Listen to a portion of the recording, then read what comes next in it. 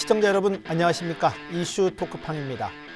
제주 4.3 75주년을 맞아 진상조사나 배보상 문제, 직권재심, 가족관계 특례 등 얽혀있던 현안들이 풀려가며 새로운 전기를 맞고 있습니다. 한창 탄력을 받아야 할 이 시점에 4.3 흔들기가 지속적으로 이어지고 있습니다. 오히려 더 심해진 듯한 느낌마저 받고 있습니다. 오늘 이 문제에 대한 이야기 나눠보도록 하겠습니다. 김창범 제주 4.3 희생자 유족회장 출연했습니다. 안녕하십니까? 네, 안녕하십니까? 한권 제주도의회 4.3 특별위원장 출연했습니다. 안녕하십니까? 네, 안녕하십니까? 올해가 제주 예. 4.3 75주년입니다. 예, 75주년은 주는 의미가 남다르지 않을까 싶은데 먼저 우리 김창범 유족회장께서 한 말씀 좀 부탁드리겠습니다. 예, 4.3이 75주년인데요, 올해가. 예, 그동안 우리 유족 같은 경우에는 작년 4.3 특별법 전부 개정에 따른 국가보상금 지급과 네. 예, 군사재판 그다음에 특별재심으로 인해 가지고 그 무죄 판결 명예회복이 이루어지는 해입니다. 그래가지고 올해도 그 추념식을 첫 번째 맞이를 했고요. 또 원래 75주년 같은 경우는 4.3 그 과제해야 할 일들이 굵직굵직한 일들이 있어요. 네. 4.3 기록물 유네스코 세계기록유산 등재라든지, 그다음에 국립 트라우마 치유센터 이제 제주 실적에 맞게끔 그 설치라든지, 네. 또 2024년도까지 추가 진상 조사 보고서가 발간하게 돼 있는데 올해가 그 조사 활동을 마무리 지는 해이고, 또한 또 올 하반기부터는 4.3 평화공원 활성화 사업이 시작되거든요. 네. 그래가지고 4.3의 정의론 해결해야 할 일들이 굵직굵직한 일들이 있고, 또 한편으로는 4.3의 흔들기 그런 게 상당히 염려스럽습니다. 작년 7월부터 시작된 희생자 재심사, 네. 그 다음에 교과서의 4.3 배제 논란이라든지, 태영호 의원이 4.3 망언이라든지, 네. 김재원 최고위원이 그 추념식 격화 발언이라든지, 또 현수막 개첨이라든지, 또 서북청년단 구국 결사대가 뭐 4.3 평화공원 입구까지 오지 않았습니까? 이런 걸로 봐서는 올 75주년 같은 경우에는 국가국을 맞이해야 할 예, 그런 75주년이라고 저는 판단하고 있습니다. 극과 극이었다. 예. 예. 참 많은 일들이 있었던 것 같습니다. 예. 우리 제주도의회 4.3 특별위원회는 우리 제주 4.3을 공식적으로 다룬 첫 공공기관이자 이제 공식 기구입니다. 올해가 이제 30주년을 맞고 있는 것으로 알고 있습니다. 4.3 75주년이 주는 의미 좀 더 남다르지 않을까 싶은데 어떻습니까? 앵커분께서 4.3 특별위원회에 대해서 4.3 문제를 공식적으로 다룬 첫 번째 공공기관이자 첫 번째 공식 기구라고 말씀해 주셨는데요. 우선 정확한 평가 감사드립니다. 예, 고맙습니다. 네. 4.3은 제주도민에게 침묵의 이런 역사이었는데 그걸 깬 것이, 그런 침묵을 깬 것이 제주도의회입니다. 1994년에 4.3 피해 신고실을 설치하고 예. 또 그 피해 규모를 처음으로 공식화했습니다. 당시 14,841명의 희생자를 밝혀냈습니다. 그리고 지방의회에서 이렇게 30년간 특별위원회를 구성한 사례는 없는 네, 거로 알고 네. 있습니다. 그런 점에서 매우 의미가 크고요. 지난 30년간의 어떤 이런 성과에 못지않게 4.3 특별위원장으로서 그 성과를 더 이어나가야 한다는 책임감을 말씀드리면서 75년의 의미에 대한 답을 드리겠습니다. 책임감이 좀 더 막중할 것 네, 같습니다. 맞습니다. 예. 지난주 제주 제75주년 4.3 추념식이 이제 봉행이 됐습니다.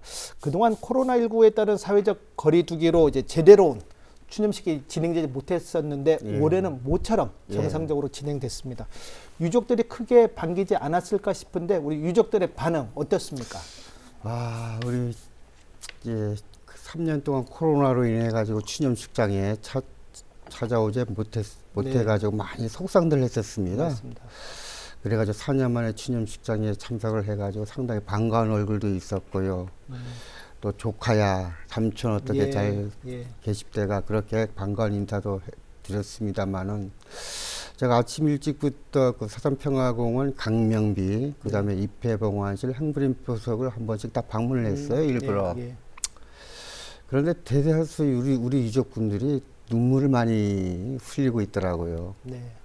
그 이유를 들어보니까 4년 만에 찾아와가지고 너무 미안하다고. 네. 그리고 지금도 사삼만 생각하면은 한이 맺힌다 하면서 또 뭐 저 손을 잡아주면서 위로의 말씀도 했는데 참 그런 모습을 보면서 지금도 우리 유족분들의 가슴에는 한이 맺혀 있구나. 예, 그런 걸 많이 느꼈고요.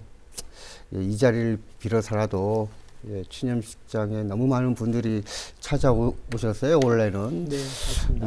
70주년보다도 더 많이 온 걸로 저는 파악하고 있습니다. 예, 한 10,000명이 훨씬 넘었는데, 우리 도민과 그 다음에 추모의 마음을 모아주시기 위해서 외국이나 육지부에서 오신 분들께 진심으로 감사드리고요. 우리 유족분들한테는 이 자리를 빌어 다시 한번 건강하게 잘 지내시라고 위로의 말씀을 드리고 싶습니다. 네네. 예.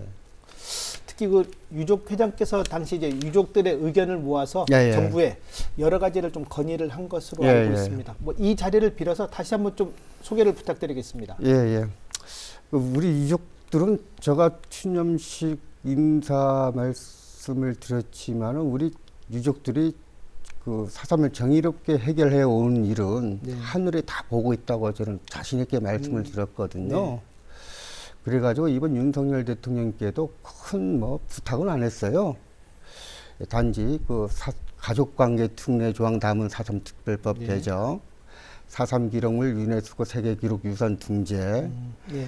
그 다음에 2020년부터죠. 시범 운영 중인 사삼 트라우마 센터를 국립 트라우마 치유센터에 제주실장이 맡게끔 설치해 달라고 그렇게 세 가지를 크게 건의를 했었고요. 또 사삼 특별법 그 수행 조치들이 시행하다 보니까 파생되는 과제들이 또 생겼어요. 네. 그게 무슨 말인 거게 되면은 이제 일반 재판도 직권재심 합동수행단에서 업무를 수행하다 보게 되면은 검사 인력이 필요합니다. 네. 예, 그래가지고 직권재심 합동수행단에 검사 인력을 좀 충원시켜 달라. 그리고 더 심각한 문제는 직권재심 특별재심 무죄 판결로 인해 가지고 형사보상을 청구해야 되는데 제주지방법원에 형사보상 담당할 판사와 그에 따른 직원 인력이 모자랍니다. 그래가지고 그 판사와 그 인력도 충원시켜 달라. 그렇게 몇 가지 안 됩니다. 이건 그래 이 정도까지 이제 제가 이제 건의를 했었죠. 예. 이번 추념식에 예.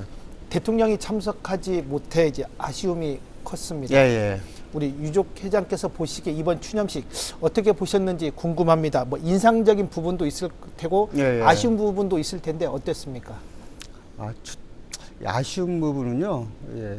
윤석열 대통령님께서 74주년 당선인 신분으로 참석을 하지 않았습니까?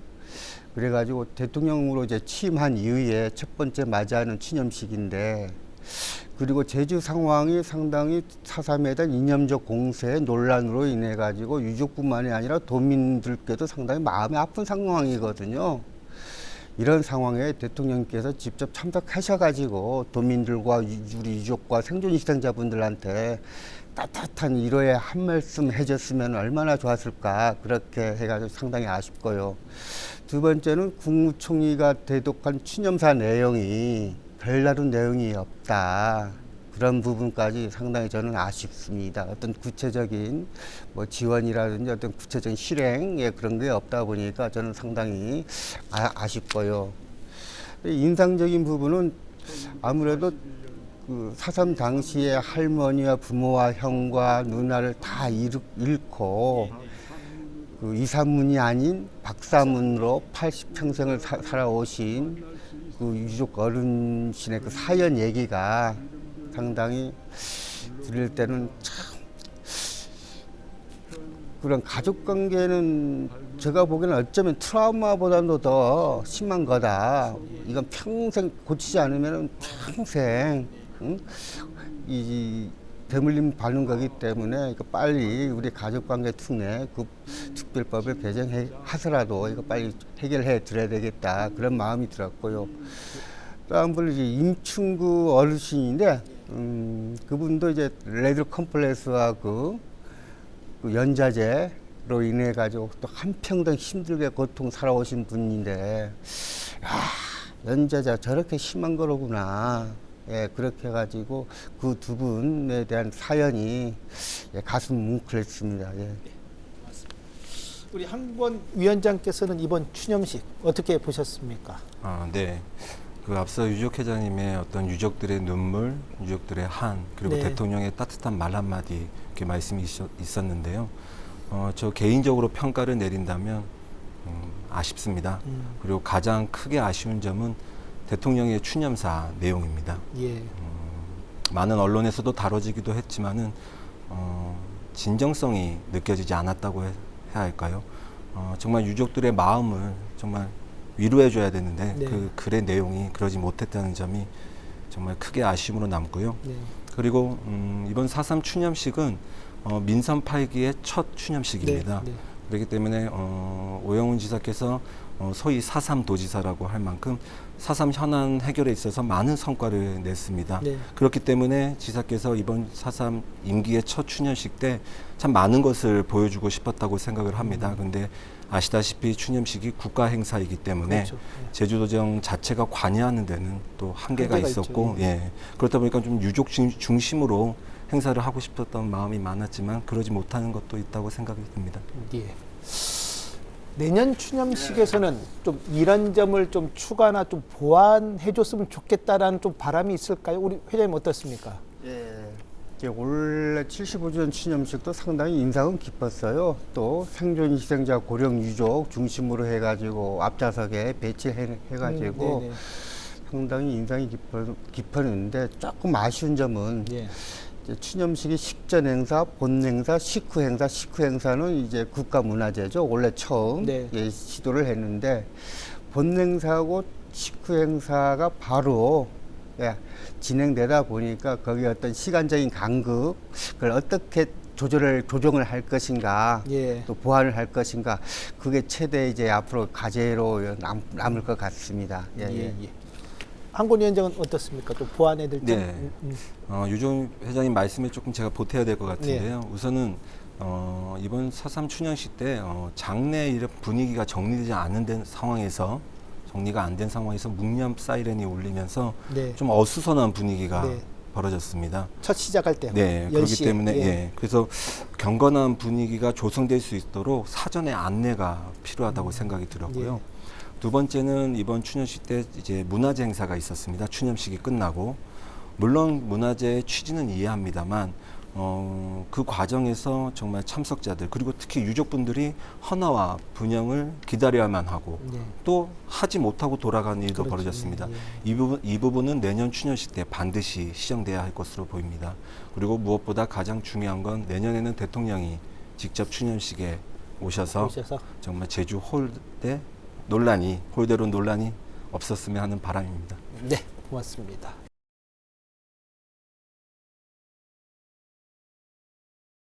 이번 추념식 전부터 4.3 흔들기가 이어졌습니다. 사실 많은 진전을 거듭하는 와중에 이런 일들이 있어서 더욱 좀 쓰라린데 뭐 현수막 사태, 일부 국회의원들의 망언, 우리 유족 회장으로서 한 말씀 좀 부탁드리겠습니다. 4.3이 발생한 지 75년 되지 않습니까? 네. 75년 되면 2000년대 4.3 특별법이 제정되고 그에 따른 진상조사 보고서가 채택됐고 또 이 진상조사 보고서가 6개월 동안에 공개합니다. 그래가지고 반대 의견을 다 제시해가지고 네. 그에 대한 또 보충해가지고 그게 완성이 됐거든요. 어느 한 진영이다 그렇게 진상조사 보고서에 대해서 어떤 부정적인 시각이 아니라 이건 네. 정말 깨끗하게 오픈된 공간에서 모든 걸 자료를 통합해가지고 이건 발간된 진상조사 보고서거든요. 그런데 그 진상조사 보고서에서는 이렇게 그 망언이라든지 현수막 개첩 내용에 대한 그런 게 전혀 사실과 다르게 이제 정의가 예. 되어 있거든요. 그래가지고 75년이 지난 현재까지도 그 낡아빠진 색깔론을 들이대면서 우리 도민과 우리 유족분들, 특히 제주 지역 사회의 분열과 갈등을 부추기는 그런 거에 대해서 상당히 저는 개탄스럽게 생각하고요. 또 현수막 개첨 같은 경우에는 4.3 희생자 추모하는 추념 기간에 이루어졌거든요. 네, 맞습니다. 예. 꼭 그 기간에 맞춰서. 예. 그러다 보니까 같은 제주도민이고 또 4.3에 대해서 다 뭐 가까운 친척 중에 다 희생자가 있거든요. 그분들도. 그래가지고 저 한편으로는 추념기간에 이런 현수막 개첨하는 것은 참 너무 유감스럽다. 예. 그렇게 판단 들고요. 아니 그분들이 왜 이렇게 망언을 하느냐. 특정한 시기가 되면은 추념식 다가오거나 어떤 정당대회나 어떤 선거 기간에 이런 4.3 망언을 나오거든요. 그 딱 제가 보기에는 두 가지예요. 하나는 4.3에 대한 이념적 논란을 부추겨가지고 자기 입지를 높여가지고 어떤 정치적인 예. 입지를 다지려고 하는 경우가 한 가지고요. 또 한 가지는 지금 우리 대한민국이 북한과 대치 상황에 있다 보니까 그런 이념적인 이데올로기 관점을 이분법적으로 갈라놓고 국가 폭력에 의한 그 인권 유린이라는 그 4.3의 진실, 네. 그거를 아주 덮으려고 하는 그 악의적 태도, 네. 그런 게 두 가지가 있다고 봅니다.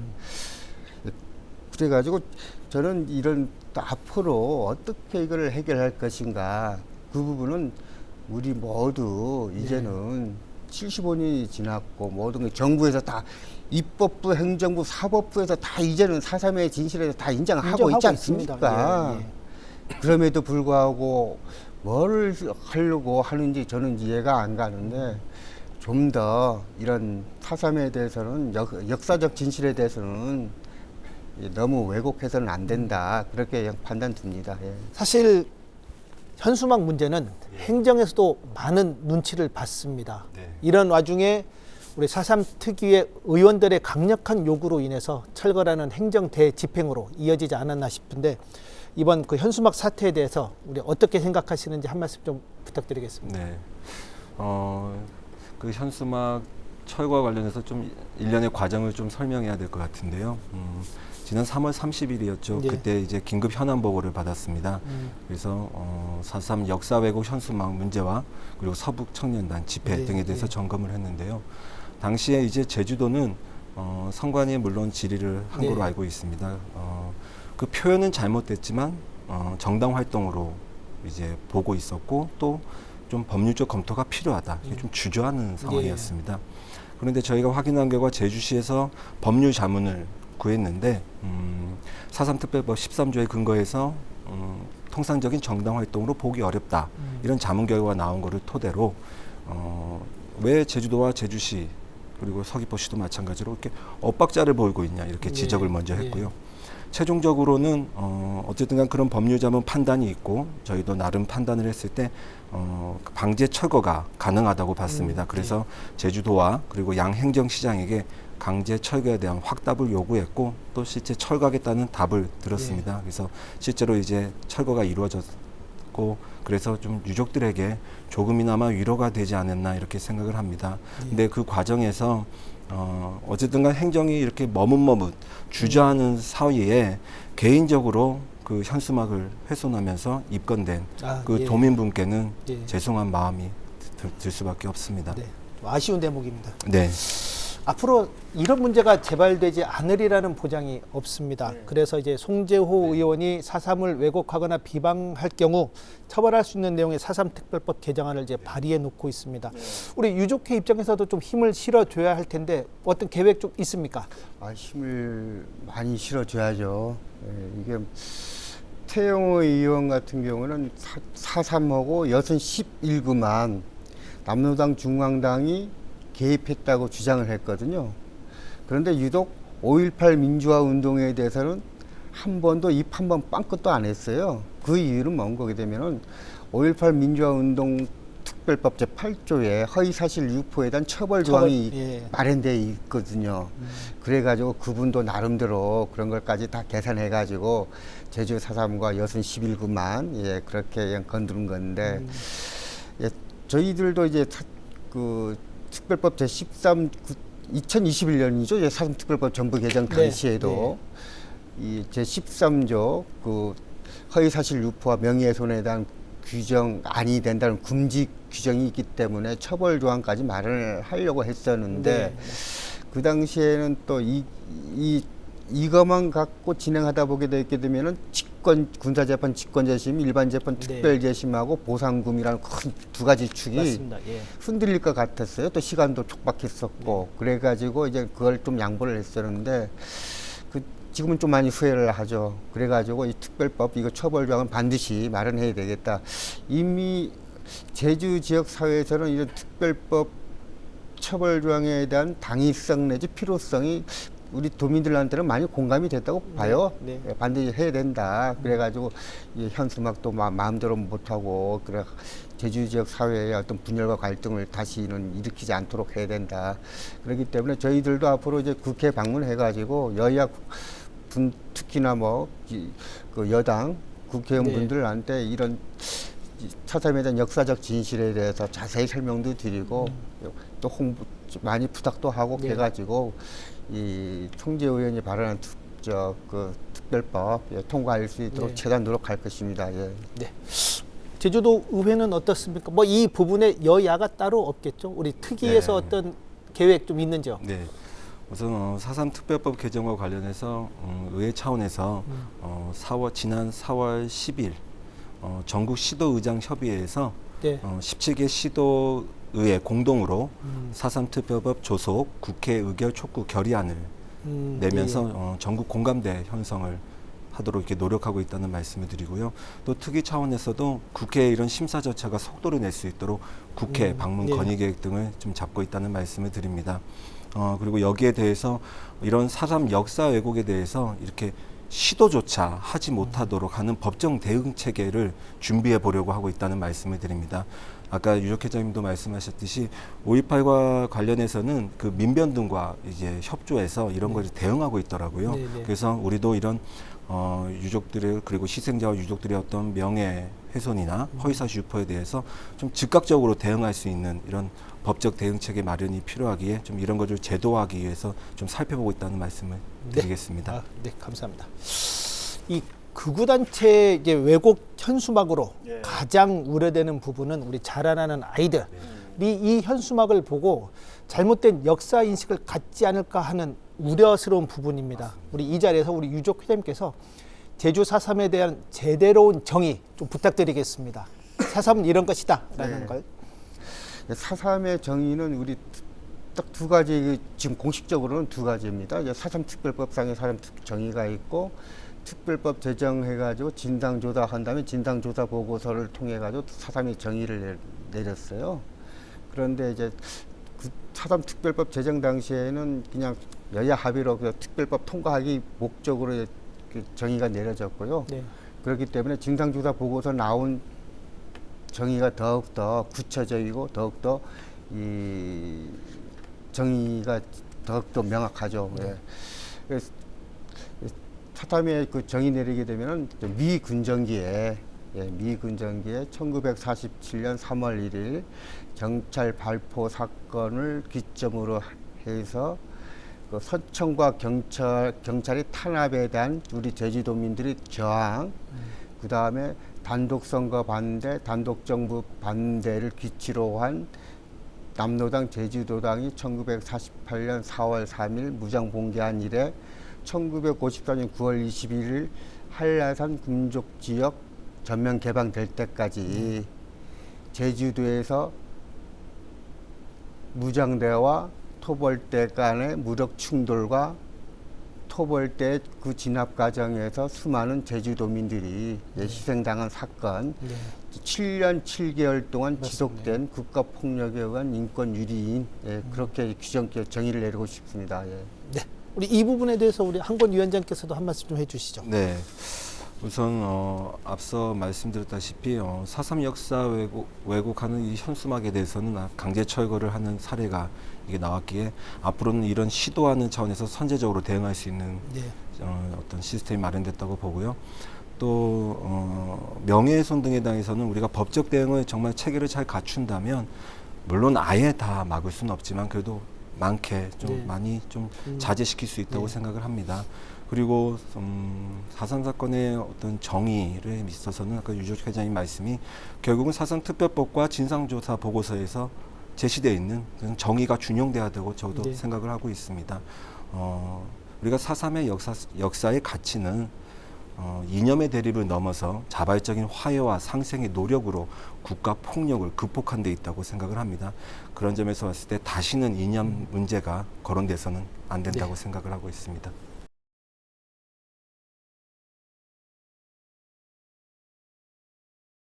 현재 제주 4.3 평화공원에는 이제 백비가 누워 있습니다. 75년이 지나도록 이름을 정하지 못하고 있기 때문입니다. 어찌 보면 하루빨리 제대로 된 이름을 새겨서 반드시 세워야 이런 4.3의 성격을 논란을 두고 이런저런 말들이 좀 수그러들지 않을까 싶은데 우리 이에 대한 한 말씀과 가능하다면 어떤 이름을 넣어야 한다고 보시는지 한 말씀 좀 부탁드리겠습니다.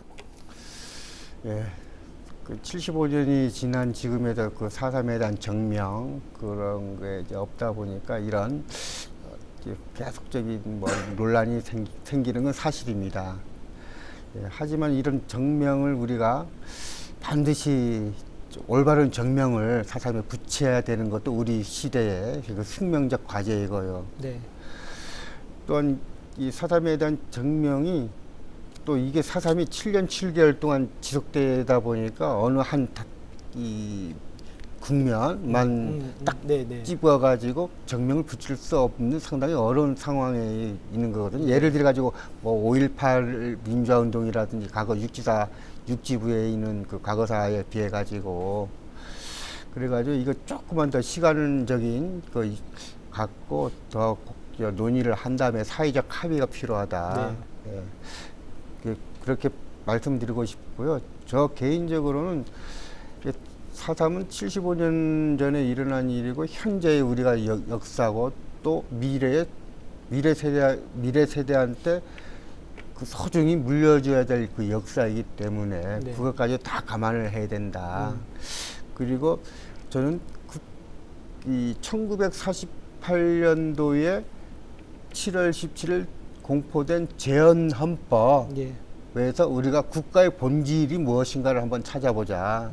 네. 그리고 4.3의 그 정의는 47년 3월 1일부터 54년 네. 9월 9월 20일까지 7년 7개월 기간이라고 그렇게 정의를 했지만은 저는 해방 이후부터 54년 9월 21일까지 약 10년 좀 더 길게 보실게요. 동안에 그 전체적인 특히나 해방 이후부터 47년까지 제주도의 정치, 경제, 특히나 경제, 네. 사회 이런 전반적인 상황까지도 우리가 고찰을 해볼 필요가 있다. 네. 그래가지고 해방 이후에 최대의 우리가 과제가 일제 시민 잔재 청산과 민족 독립 국가를 건설하는 거거든요. 네. 예. 그게 또한 우리 재헌헌법 본문에 나와 있고, 그리고 또 한 가지는 미래 세대한테 물려줄 것은 민주주의 본질은 무엇인가. 과연 인간 존엄의 최고 가치를 구현하는 게 민주주의 가치 아닙니까? 네. 저는 이 세 가지를 봐가지고 4.3의 정명을 붙여야 된다고 봅니다. 그래가지고 제주라는 지역적 한계라든지 4.3에 대한 수호 기호라든지 이것도 얼매기지 말고 네. 이거에 한번 광범위하게 한번 우리가 정명을 해야 우리가 4.3 기록물 세계 기록유산에 등재할 정도의 어떤 그에 걸맞는 정명이 나오지 않을까 저는 그렇게 판단합니다. 네, 한권 위원장께도 같은 질문 드리겠습니다. 이제 백비와 정명에 대해서 한 말씀 좀 부탁드리겠습니다. 제가 그 백비 앞에 적힌 글을 한번 읽어드리고 싶은데요. 예. 봉기, 항쟁, 폭동, 사태, 사건 등 다양하게 불려온 제주 4.3은 아직까지 올바른 역사적 이름을 얻지 못하고 있다. 분단의 시대를 넘어 남과 북이 하나가 되는 통일의 그날 진정한 4.3의 이름을 새길 수 있으리라. 이렇게 글이 적혀 있는데요. 여기서 보면 통일이 돼야 4.3의 이름을 새길 수 있다는 것. 이게 좀 처음 접하는 분들은 좀 이해가 안 갈 것입니다. 그래서 근데 이게 보면 1948년 4월 3일 그날만을 볼 것이냐, 예. 아니면 1947년 3월 1일부터 1954년 9월 21일까지 이 전체를 볼 것이냐에 따라서 좀 해석이 달라지는 이제 부분이라고 생각이 들고요. 그렇다고 해서 그러면 통일이 될 때까지 그러면 기다려야 되냐? 그건 아니고 정말 우리가 한 걸음 한 걸음 지속적으로 이렇게 나아가야 된다고 생각을 하고 있습니다. 그런 차원에서 우리 4.3 특별위원회에서 이런 4.3 정면과 관련해서 도민 인식 조사를 하려고 하고 있습니다. 그 안에서는 이제 도민과 학생들을 대상으로 좀 현황 파악을 하려고 하고 있다는 말씀을 드리고요. 아까 유족회장님께서도 저와 같은 마음일 겁니다. 이런 일 정명에 대해서 네. 네. 중요하지만 정말 신유광에 접근해야 될 부분이라고 생각을 맞습니다. 하고 있습니다.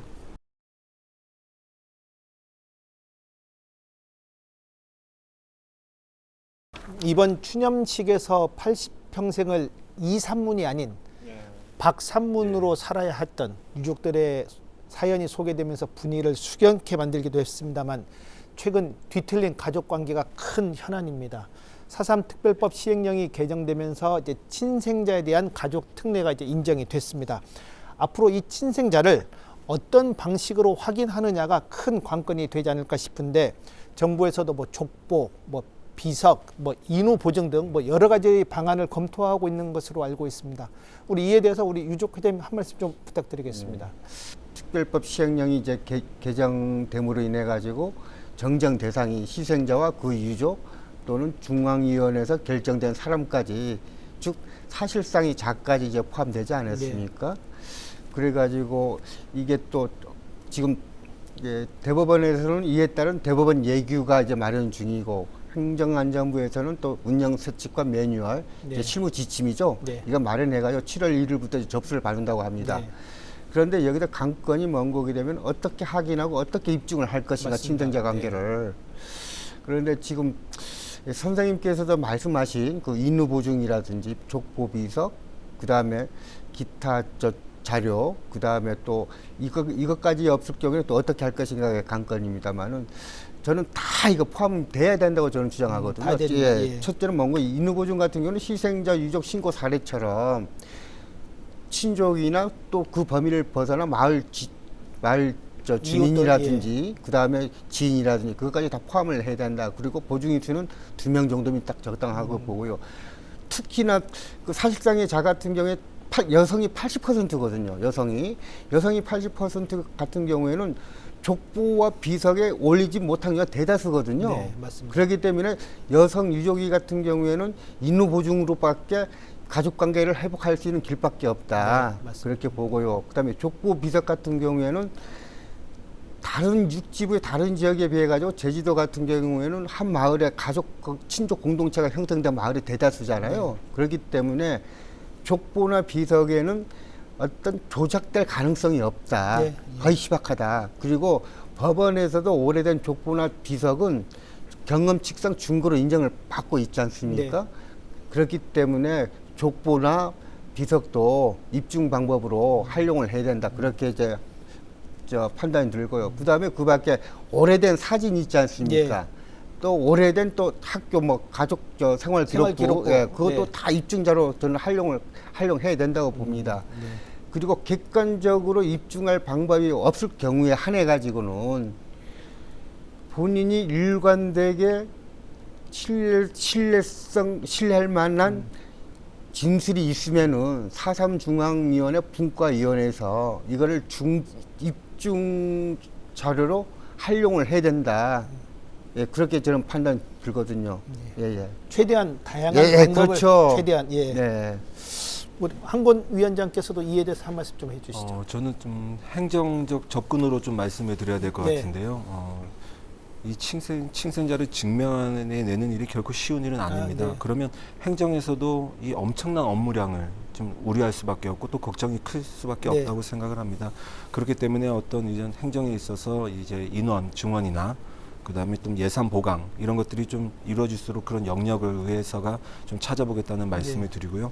또 신청한 길이 열렸지만 또 신청한 또 행정 절차에 어려움을 겪으시는 나이 드시는 유족분들이 또 많을 겁니다. 그럼 그런 쪽에서도 세심하게 관심을 갖고 지원할 수 있는 방안을 찾아보려고 하고 있다는 말씀을 예. 드립니다.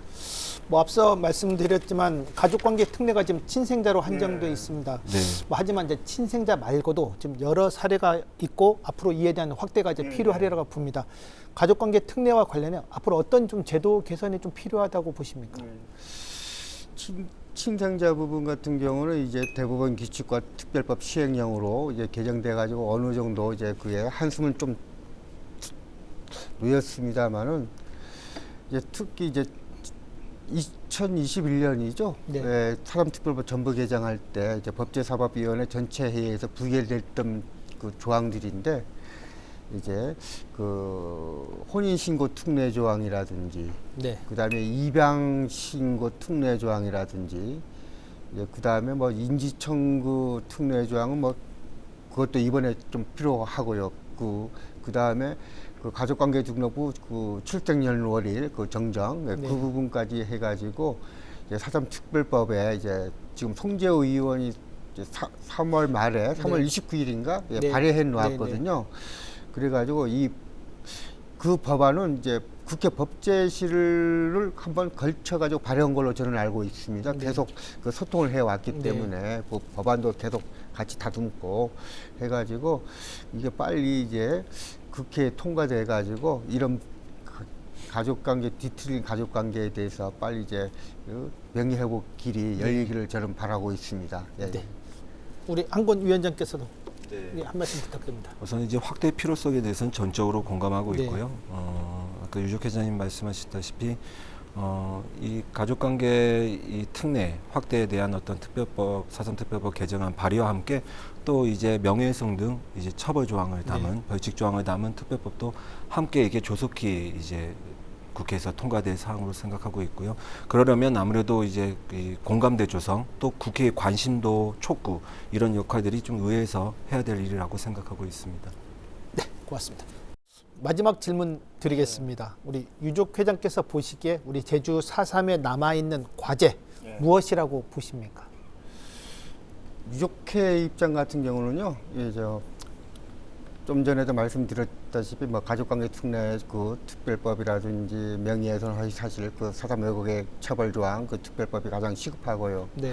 그다음에 올해 같은 경우는 또 사삼 기록물 유네스코 기록유산 등재 그거 반드시 문화재청이 2월 27일 제출했는데 그 네. 반드시 통과해 4월 말에 이제 선정됩니다만은 그것도 해야 될 거고요. 그다음에 그 국립 트라우마 치유센터 그것도 올해 제주 실정에 맞게끔 설치를 해야 될 거고요.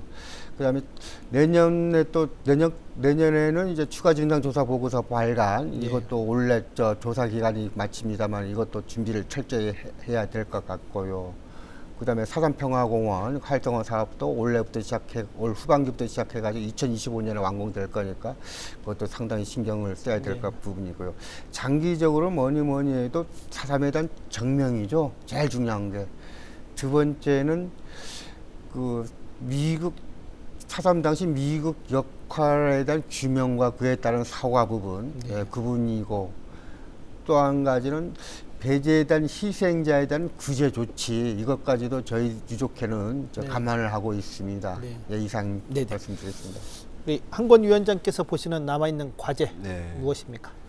저 역시 이제 남은 과제는 정명, 사삼의 제대로 된 이름을 찾는 것이라고 생각을 합니다. 그 정명을 위해서는 또 진상규명 얘기를 안 할 수밖에 없고 하지 않을 수 없고요.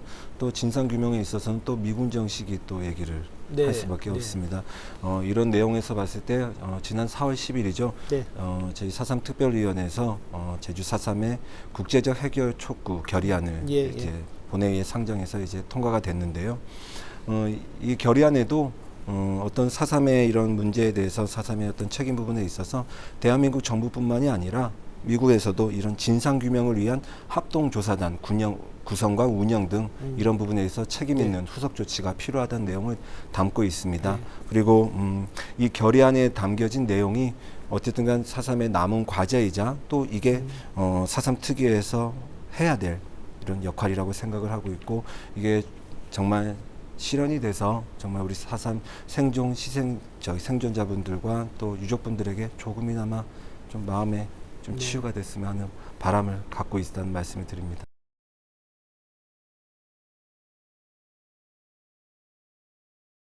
오늘 토론회 마무리하도록 하겠습니다. 우리 먼저 유족 회장께서 정리 발언 부탁드리겠습니다. 제주 4.3 정의로운 해결을 위해 가지고 4.3 특별법 제정, 진상조사 보고서 채택, 그다음에 대통령 사과, 그다음에 유족회와 재앙 경우에가 또 하회 상생 선언, 그다음에 국가 추념일 지정이라든지, 그다음에 국가 4.3 특별법 전부 개정에 이르기까지 우리가 쉼없이 부단히 노력해온 결과물 아닙니까? 그래가지고 우리 유족회 입장에서는 상당히 우리 도민 사회에 또 대한민국 사회에 어떤 기여할 수 있는 단체로 거듭날 거고요.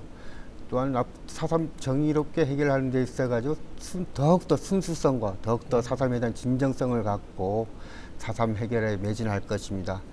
그동안 도민과 시청자 여러분께 감사드리겠습니다. 감사합니다. 고맙습니다. 우리 한권 위원장께서 정리 발언 부탁드리겠습니다. 네.